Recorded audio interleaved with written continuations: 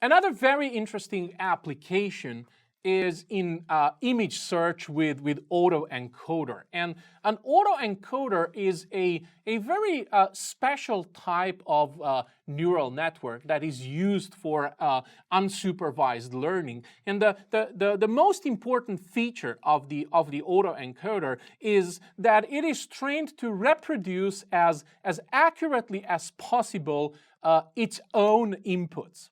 And this is why autoencoders are used in unsupervised learning. You actually do not need to have labels on your data. The very values of your data are the labels that are the ones the autoencoder aims to reproduce at its output. One typical shape of an autoencoder is very similar to the one that we see here. It typically starts with a very large number of inputs, and then each layer is progressively narrower than the previous one until the minimum layer width is reached. From there on, layers start to have increasingly larger widths until the last one, obviously which must have the same number of outputs as there are inputs in the first layer.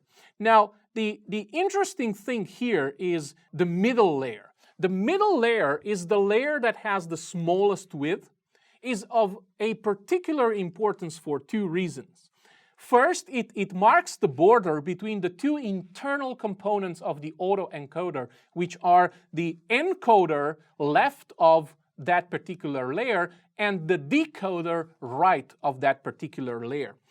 Even more importantly, that layer produces what we call the feature vector, which is basically a compressed representation of the input. And it is very important for you to understand and remember that in this particular context, compress must be understood as dimensionally reduced as opposed to reduced in size. What I'm trying to say here is that autoencoders are actually not efficient in compressing data.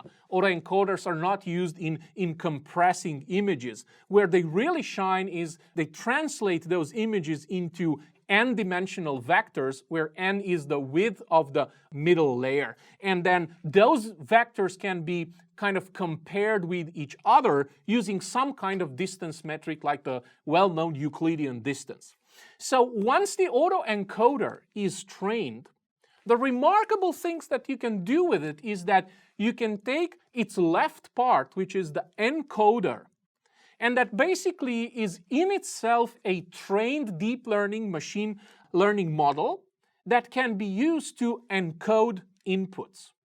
And then once you have that, the final thing that you can use is to apply that distance measure to find similar input images. So how does this work in real life? Well, think about the following practical example. Suppose you have a set of images that contain atoms. And then you take those images and you move them as the training set through the autoencoder.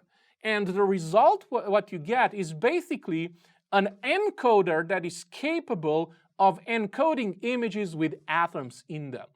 So suppose you have a new image. What you need to do is you need to feed it through the encoder and you will get its feature vector. And then the only thing you need to do is to calculate the distance between that feature vector and the feature vectors of all the images that were used during training.